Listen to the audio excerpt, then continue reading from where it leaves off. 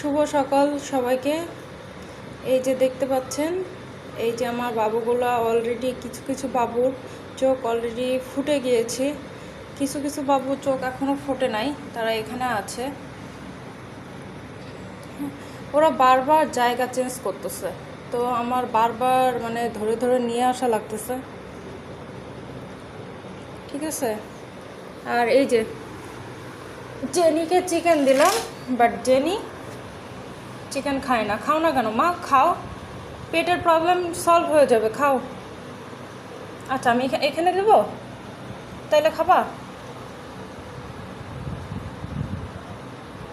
কি বিচ্ছুর বিচ্ছু দেখছেন, নিচে দিলে আবার খায়।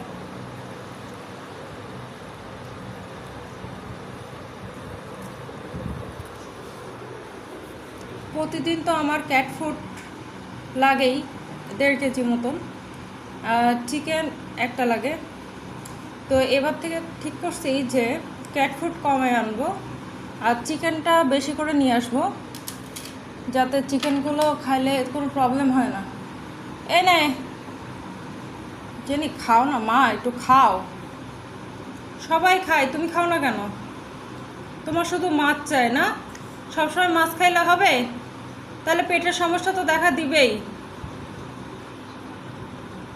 হ্যাঁ কুসুম, এই কুসুম, কুসুম অবশ্য খাইছে।